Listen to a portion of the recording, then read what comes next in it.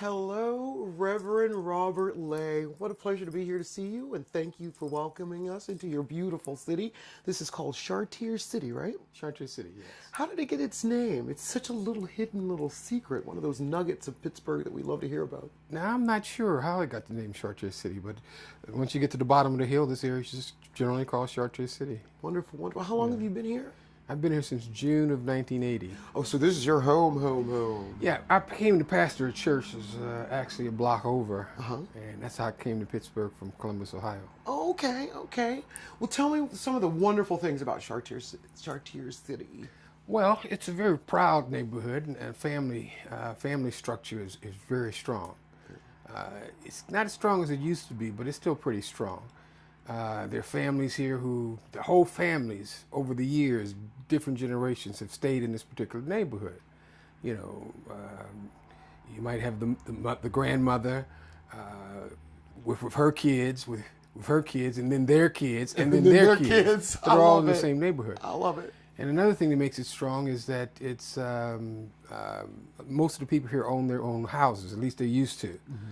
Own the houses that they live in, and I think that when people own their own houses, they take a little more respect towards the neighborhood. Well, you just mentioned earlier that it's not as strong as it used to be. What do you think changed? What happened?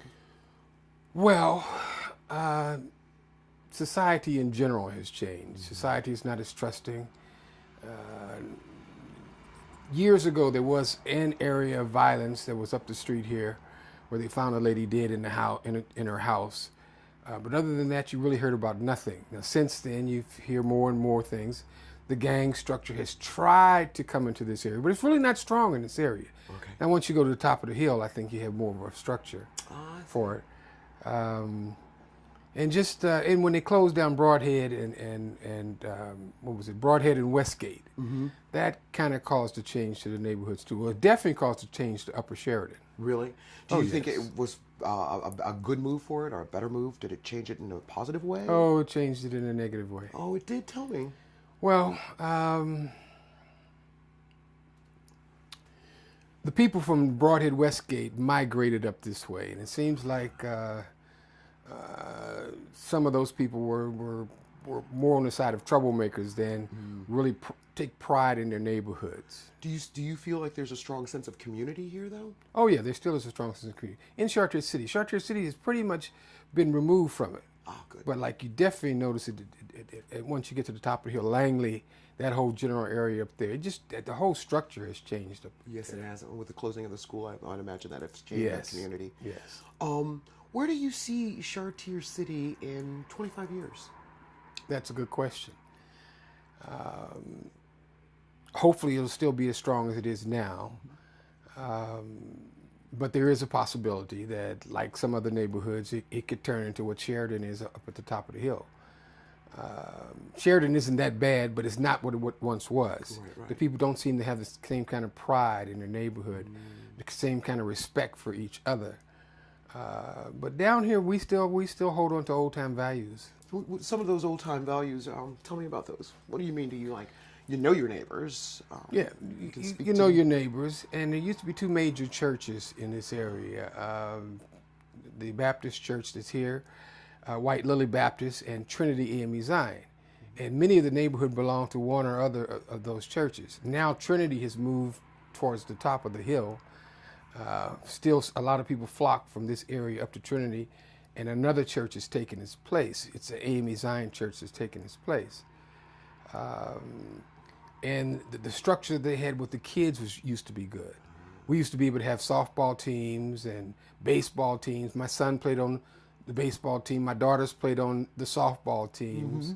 They used to have a basketball league that ran down here. It was just fantastic. Mr. Zaire ran a basketball league, and he got people from all kinds of neighborhoods to come together and, for the most part, do a very peaceful league where it was enjoyable. But that's kind of changed now. We used to have a very strong community festival here. We still have the community festival, but it's not quite as strong as it used to be. What do you think the community could do to strengthen that, to get it back, to have more people come in and participate? Well, the Civic Club is trying to do some things, and they're trying to get more people to come out, more people to be interested in this community and what we do. But in terms of what to do, that's a good question. What do we do about the greater society in general? Right. What do we do about the gangs? What do we do about the increased violence? What do we do about people, black on black violence? What do we do about this? It's a question that's very difficult to deal with. Do you find that Chartiers City is a diverse neighborhood? You know, with senior citizens, that middle zone that provides the working class, or the families and children, and is it diverse? African American, whites, other nationalities. Do you find it's a diverse culture here?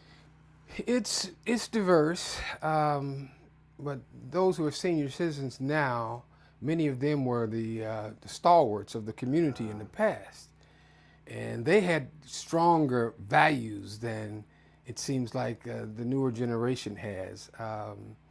But it's diverse in the sense that we do have some of those seniors here.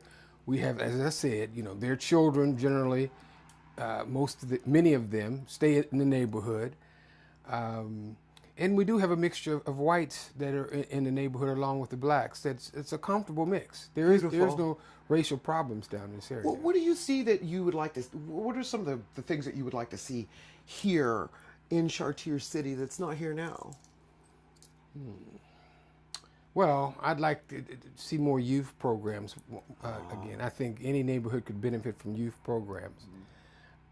I'd like to see men coming together in a more of a leadership role.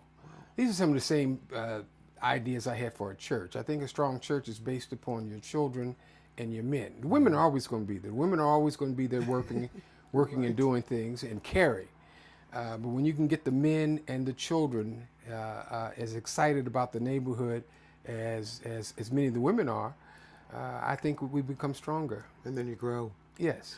If there's a neighborhood in Pittsburgh that you would say you like that part of that neighborhood and you'd like it here, or I don't like that part of that neighborhood and I don't want it here, what would those neighborhoods be and why? I didn't completely understand that question. I'll give you an example. Like, I love Squirrel Hill. I love it. I love it because you don't ever have to leave that neighborhood. Their dollar stays in that neighborhood, which makes it a stronger neighborhood. I do. But on the same hand, do I want all that traffic in my neighborhood? That's just an example. So that's the neighborhood I would pick to kind of, see what I'd like to emulate and what I wouldn't like to emulate. And I'm asking you, is there a neighborhood that you would like to emulate? What are some of those things? And what are some of the things you don't want here?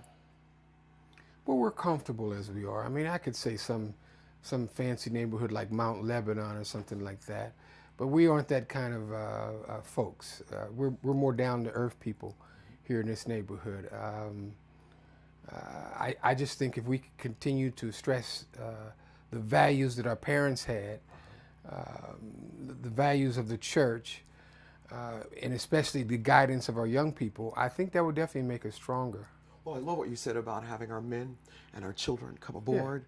Yeah. I think that's a fabulous thing, and I want to thank you, Reverend Robert Lay. I want to thank you. You've actually blessed us, and thank you for welcoming us into your neighborhood. Quite welcome, quite welcome. I'm happy to see you, actually. Thank you.